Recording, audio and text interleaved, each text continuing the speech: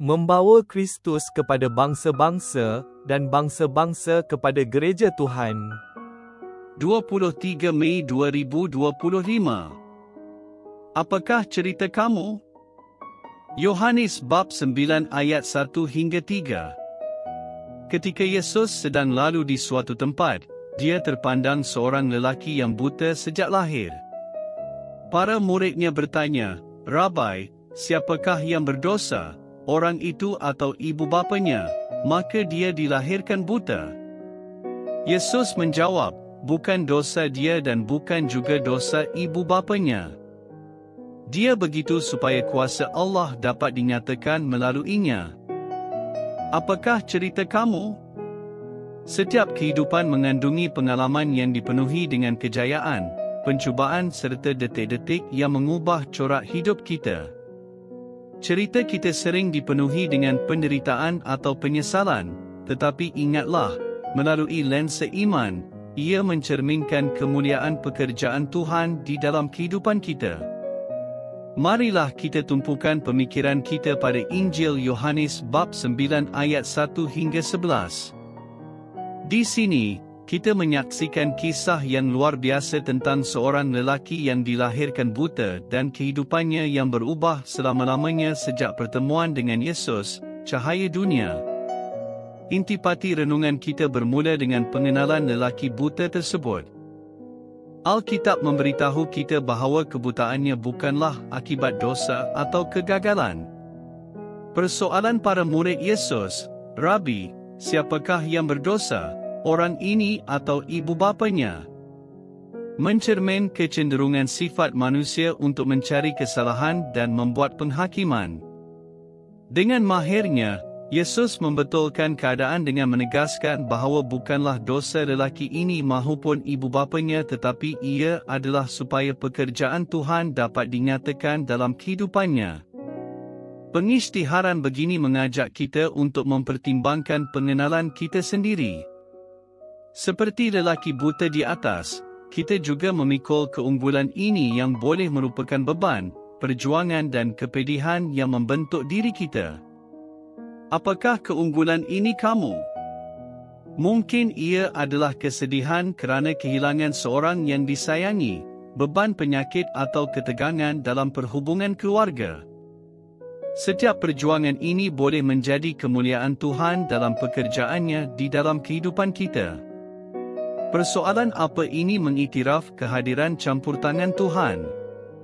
Persoalan ini menjadi lebih ketara bila kita mempertimbangkan perubahan yang berlaku apabila orang buta itu bertemu dengan Yesus. Kebutaannya bukan sahaja secara jasmani. Ia juga melambang kegelapan yang menyelubungi kehidupan ramai orang.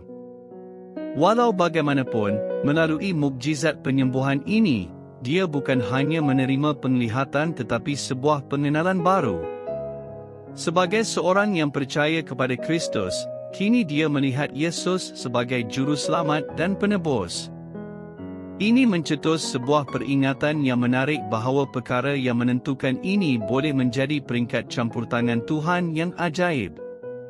Cuba renungkan bagaimana Tuhan bekerja di dalam kehidupan kamu. Mungkin kamu memperoleh keselamatan melalui iman semasa tersesat dan menghadapi badai kehidupan.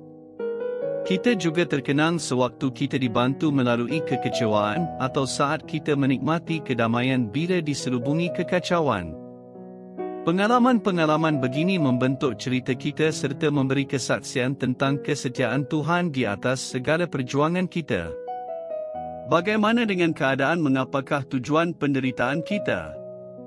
Mari kita renungkan mengapa kita menghadapi perjuangan yang menentukan perjalanan kita.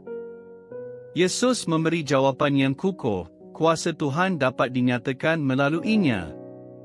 Penderitaan boleh berfungsi sebagai bukti kasih karunia Tuhan yang menopang dan menebus kita. Melalui perkongsian cerita, kita bukan sahaja mendapat penyembuhan dalam pengalaman diri tetapi dapat memberi harapan kepada orang lain. Setiap kesaksian pribadi adalah pengisytiharan kesetiaan Tuhan dan adalah sumber dorongan. Sambil kita berkumpul di dalam iman, marilah kita menyahut seruan untuk berkongsi kisah-kisah kita. Perkara ini mungkin kelihatan biasa bagi kita, tetapi mereka mengandungi maksud ilahi. Bila kamu merenung kembali bab-bab kehidupan kamu, ingatlah bahawa segala liku-liku kehidupan adalah bukti kepada kasih dan belas kasihan Tuhan. Bila kita menerima ini, kita sedar tentang kuasa Tuhan melalui Kristus, terang dunia. Apakah cerita kamu? Semoga ia adalah harapan, pemulihan dan kebenaran yang tidak akan goyah, menunjukkan pekerjaan Tuhan di dalam dan melalui kamu serta menyatakan kemuliaannya dengan cara yang menakjubkan.